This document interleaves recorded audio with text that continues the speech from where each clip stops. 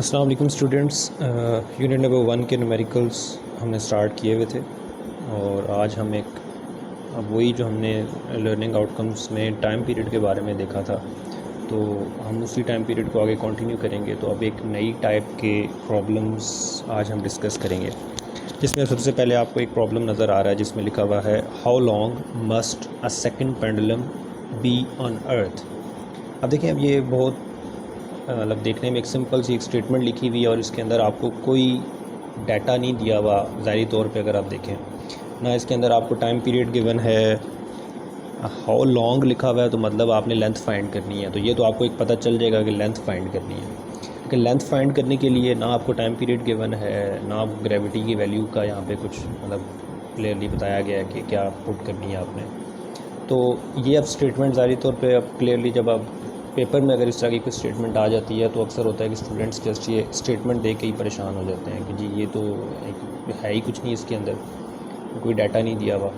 तो अब इसमें यह है कि आपने इसमें से डाटा खुद एक्सट्रैक्ट करना होता है और ये कोई मुश्किल चीज़ नहीं है। आप डाटा जब यहाँ से निकालेंगे तो आपको ईज़िली चीज़ें निकल सकती हैं अगर थोड़ा सा गौर किया जाए। अब डाटा के अंदर क्या आएगा, हाउ लॉन्ग का मतलब है कि आपने लेंथ फाइंड करनी है। लेंथ को हम एल से रिप्रेजेंट करते हैं, तो L is equal to question mark. ये आपका फर्स्ट जो है इसमें से डाटा में से ये चीज़ आती है। A second pendulum, second pendulum के बारे में आपको पता होना चाहिए। ये न्यूमेरिकल करने के बाद तो आपको पता चल जाएगा। सेकंड पेंडुलम का मतलब ये होता है कि ऐसा पेंडुलम जिसका टाइम पीरियड 2 सेकंड हो। टाइम पीरियड 2 सेकंड होगा तो इसको हम सेकंड पेंडुलम कहेंगे। टाइम पीरियड 3 सेकंड होगा तो हम इसको थर्ड पेंडुलम कहेंगे। टाइम पीरियड 4 सेकंड होगा तो हम इसको फोर्थ पेंडुलम कहेंगे।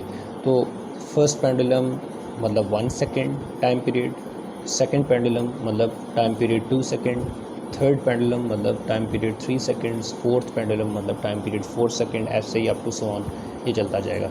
तो सेकंड पेंडुलम से आपने ये चीज़ एक्सट्रैक्ट करनी है कि टाइम पीरियड 2 सेकंड है। इसके बाद टू बी ऑन अर्थ। अब अर्थ का मतलब ये है कि हम यहाँ पे ग्रेविटी की वैल्यू अर्थ वाली पुट करेंगे। तो अर्थ की जो ग्रेविटी की वैल्यू है वो राउंड अबाउट 10 ms-2 होती है। तो ये आपके पास डाटा यहाँ से आ जाता है। अब ज़ाहिरी तौर पे देखने में तो ये स्टेटमेंट बहुत एक सीधी सी थी, लेकिन इसमें से ये चीज़ें हम फाइंड कर सकते हैं। तो अब हमने लेंथ फाइंड करनी है, तो अगेन फिर वही हम जो फार्मूला यूज़ करेंगे, तो फार्मूला हमारे पास आएगा टाइम पीरियड का formula T is equal to 2 pi L/G।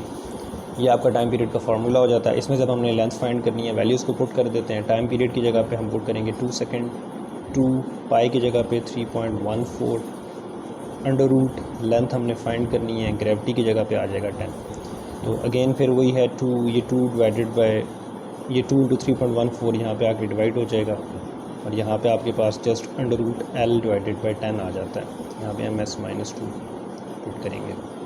अच्छा, अब ये 2 और 2 कैंसिल हो जाएगा। अगेन वही 1 divided by 3.14 equals to L divided by 10 का under root. Squaring both sides कर देंगे, ये स्क्वेयर अंडर रूट कैंसिल हो जाएगा। अब आगे ये बिल्कुल वैसे ही है जैसे हमने पिछला न्यूमेरिकल सॉल्व किया था। वैसे तो मैं आगे करवा देता क्योंकि वैल्यूज़ भी एज इट इज़ वही हैं। 1 डिवाइडेड बाई 3.14 है, आगे ये डिवाइड में 10 है, तो ये स्क्वेयर अंडर रूट कट गया, तो आपने 1 का स्क्वेयर 1 करेंगे, 3.14 का स्क्वेयर यहाँ पे फाइंड कर लेंगे, इक्वल टू यहाँ पे L डिवाइडेड बाई 10 आ जाएगा। तो जस्ट 10 उधर जाके इधर मल्टीप्लाई हो जाएगा, ये आपके पास लेंथ आ जाती है। तो ये बिल्कुल सेम टू सेम आगे वही कैलकुलेशंस हैं जो पिछले न्यूमेरिकल के अंदर हम कर चुके हैं। तो ये न्यूमेरिकल आगे फिर इससे आगे आपने खुद सॉल्व करना है। तो ये फर्स्ट मतलब एक आज के लेक्चर के अंदर जो फर्स्ट न्यूमेरिकल है जो वो ये इस तरह का, जो देखने में आपको एक स्टेटमेंट नज़र आ रही होती है लेकिन होता ये न्यूमेरिकल ही है। तो आपने स्टेटमेंट में से खुद वैल्यूज़ को एक्सट्रैक्ट करना है। तो ये हो गया हमारा न्यूमेरिकल नंबर 1 आज के लेक्चर का। इसके बाद आगे सेकंड न्यूमेरिकल की तरफ चलते हैं। अच्छा जी, इसके बाद ये न्यूमेरिकल हमारे पास आ जाता है और ये जो आपकी बुक है, जो आपकी रेफरेंस बुक है, उसके अंदर ये 10.4 न्यूमेरिकल है। ये वाला जो हमने किया था ये डिफरेंट है, ये आपकी इस बुक के अंदर नहीं है, ये KPK वाली बुक में से मैंने उठाया है। और ये वाला जो है ये आपका इसी बुक में जो आपकी रेफरेंस बुक है उसमें 10.4 प्रॉब्लम है। ये भी मैं पूरा न्यूमेरिकल नहीं करवाऊँगा, जस्ट इसमें जो डिफरेंस है वो मैं आपको बताऊँगा। बाकी जो आगे कैलकुलेशंस है वो आपकी प्रैक्टिस है। मैं पिछले न्यूमेरिकल एक में बता चुका हूँ डिटेल के अंदर। तो हर न्यूमेरिकल में मैंने आपको कैलकुलेशंस नहीं करवानी है। अब आप 10th में पहुँचने के बाद इतने सेंसिबल हैं कि आप उस कैलकुलेशंस को आगे खुद कर सकें। तो इसमें डिफरेंस क्या है? अब इस डिफरेंस ये है कि a simple pendulum completes one vibration in 2 seconds. अब देखिए यहाँ पे ना इस न्यूमेरिकल के अंदर जो डिफरेंस है वो ये है कि आपको डायरेक्टली डाटा नहीं दिया हुआ, आपको यहाँ पे डेफिनेशन की फॉर्म में डाटा गिवन है। क्या लिखा हुआ है? A simple pendulum completes one vibration in 2 seconds. अब आपको अगर टाइम पीरियड की डेफिनेशन के बारे में पता होगा तो आप इसमें से डाटा निकाल सकते हैं कि अगर आपको टाइम पीरियड का पता है कि टाइम पीरियड क्या होता है, जो आपको पढ़ाया हुआ है लेक्चर्स के अंदर, जो आपकी टॉपिक्स जब पढ़ाए गए थे उसमें भी बताया था। फर्स्ट न्यूमेरिकल के अंदर मैंने एक दफ़ा फिर से टाइम पीरियड को रिपीट किया था कि टाइम पीरियड का मतलब होता है कि वन वाइब्रेशन के लिए जितना टाइम रिक्वायर्ड है, एक वाइब्रेशन जितने टाइम में होगी उसको हम टाइम पीरियड कहेंगे। तो यहाँ पे देखें क्या कहा हुआ है, वन वाइब्रेशन इन 2 सेकेंड्स। तो एक वाइब्रेशन 2 सेकेंड्स में होती है, तो एक वाइब्रेशन 2 सेकेंड्स में हो रही है, तो इसका मतलब है कि टाइम पीरियड क्या हो गया, 2 सेकेंड्स हो गया। और कैलकुलेट इट्स लेंथ, अगेन फिर हमने लेंथ फाइंड करनी है और ग्रेविटी की वैल्यू आपके पास 10 ms-2 है। अब देखिए अगेन बिल्कुल सेम टू सेम वही डाटा है। Time period 2 seconds, gravity 10 ms-2, time period 2 seconds, gravity 10 ms-2, length find करनी है। और यही डाटा एक हमारे जो फर्स्ट न्यूमेरिकल था शायद उसमें भी एक यही डाटा था, सेम टू सेम। अब देख लें सेम डाटा डिफरेंट स्टेटमेंट्स की फॉर्म में पूछा गया है।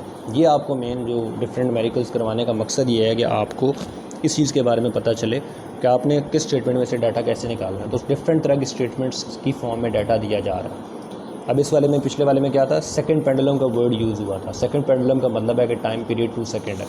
यहाँ पे डेफिनेशन की फॉर्म में डाटा गिवन है कि one vibration in 2 second. Again इसका मतलब भी क्या है, टाइम पीरियड 2 सेकंड है। और एक अगर आपको डायरेक्टली कहा जाता है कि टाइम पीरियड 2 सेकंड है तो वो डायरेक्ट होगा। तो मतलब 3 सिनेरियोज़ हो गए। नंबर 1, टाइम पीरियड डायरेक्टली आपको बताया जाएगा कि टाइम पीरियड 2 सेकंड्स है, वो तो बहुत सिंपल केस है। फिर आपको सेकंड सिनेरियो क्या है कि आपको कहा जाएगा सेकंड पेंडुलम। सेकंड पेंडुलम का मतलब क्या है कि टाइम पीरियड 2 सेकंड्स है। फिर आपको क्या कहा जाता है जी कि complete one vibration in 2 seconds. तो अगेन इसका मतलब भी क्या है कि टाइम पीरियड 2 सेकंड्स है। तो एक टाइम पीरियड 3 डिफरेंट सिनेरियोज़ में आपको प्रॉब्लम्स के अंदर गिवन है। तो ये डिफरेंसेस, ये कह लें कंपैरिजन की फॉर्म में आपको ये चीज़ें पता होनी चाहिए, जो इम्पॉर्टेंट चीज़ है SLOs बेस्ड पेपर्स के अंदर, कि आपको हर सिनेरियो का प्रॉब्लम सॉल्व करना आना चाहिए, क्योंकि प्रॉब्लम अनसीन आएगा, कोई भी आ सकता है। तो टाइम पीरियड से रिलेटेड ये 3 तरह के सिनेरियोज़ आपके आ सकते हैं। एक डायरेक्टली टाइम पीरियड गिवन होगा, फिर second pendulum, third pendulum, fourth pendulum, इस फॉर्म में भी आपको डाटा गिवन होगा। और एक ये डेफिनेशन की फॉर्म में भी गिवन होगा कि one vibration in 2 seconds, one vibration in 3 seconds. तो ये तीनों का मतलब टाइम पीरियड ही है। अब अगेन वही डाटा है तो कैलकुलेशंस बिल्कुल सेम टू सेम यही फार्मूला लगेगा, ऐसे ही वैल्यूज़ पुट होंगी, क्योंकि डाटा सेम है तो आगे आंसर भी एंड पे क्या आएगा, आपका एक जैसा आएगा। तो ये वाला प्रॉब्लम भी इससे आगे आपने खुद प्रैक्टिस करनी है। तो ये चीज़ें करने का फ़ायदा आपको ये होगा कि ये बार बार आपके हाथ से ये चीज़ गुजरेगी, तो आपको उसकी प्रैक्टिस अच्छी हो जाएगी और आपका जो मिस्टेक्स के चांसेस हैं, जो एरर्स के चांसेस हैं, वो रिड्यूस हो जाएंगे। अच्छा जी, अब हमने जो टाइम पीरियड है सिंपल पेंडुलम का, उससे रिलेटेड हमने तकरीबन कोई 5-6 न्यूमेरिकल्स प्रॉब्लम्स सॉल्व कर लिए हुए हैं। अब हम आ जाते हैं time period of mass attached to a spring. अब इसमें मैं जस्ट पहले फार्मूला लिख देता हूँ, T = 2πm/k। इसके अंदर क्या होता है जी कि T टाइम पीरियड है, पाई आपको पता है, सिंपल पाई है, m का मतलब मास है और k का मतलब है यहाँ पे स्प्रिंग कांस्टेंट। पाई की वैल्यू तो फिक्स्ड है, कांस्टेंट है। तो मेन यहाँ पे 3 चीज़ें हैं, टाइम पीरियड, मास और स्प्रिंग कांस्टेंट। अगर आपको न्यूमेरिकल के अंदर मास, स्प्रिंग कांस्टेंट और टाइम पीरियड में से कोई 2 वैल्यूज़ गिवन हो और आपको थर्ड वैल्यू फाइंड करने को कहा जाए, तो फिर आप ये फार्मूला यूज़ करेंगे। अब बिल्कुल कैलकुलेशन वाइज वैसे ही रहेगा। उसमें क्या होता था, पिछले वाले में टाइम पीरियड, लेंथ और ग्रेविटी होती थी। यहाँ पे टाइम पीरियड, मास और स्प्रिंग कांस्टेंट है।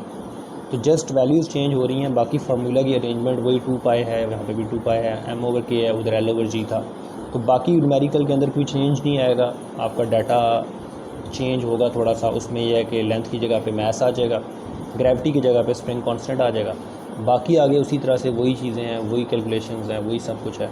तो मेरा नहीं ख्याल कि अब ये मैं बैठ के दोबारा आपको इसके ऊपर भी टाइम मतलब लगाऊँ कि आपको ये कैसे करना है। तो आप जस्ट वो लेंथ और ग्रेविटी की जगह पे मास और के आ जाएगा, तो आप इसको इजीली आगे सॉल्व कर सकते हैं। तो ये आपने इसमें से भी देख लेना। मैं इसकी कोई एक आध असाइनमेंट आपको असाइनमेंट के तौर पे क्वेश्चन दे देता हूँ जो आपने इसको सॉल्व करना है। जस्ट मैं वो ये लेंथ और ग्रेविटी की जगह पे मास और स्प्रिंग कांस्टेंट दे दूँगा, तो थोड़ा सा सिनेरियो चेंज हो जाएगा। अदरवाइज़ फार्मूला भी इसी तरह से ही है, कैलकुलेशंस भी वैसे ही हैं।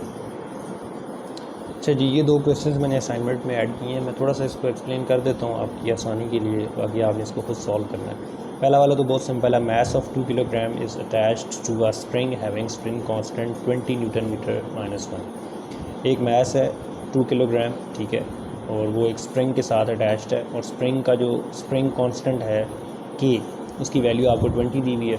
Find the time period. वो सिंपली मास भी गिवन है, स्प्रिंग कांस्टेंट के भी गिवन है, आपने टाइम पीरियड फाइंड कर लेना है। ये फार्मूला आपका यूज़ हो जाएगा। इसके बाद सेकंड वाला थोड़ा सा ट्रिकी है।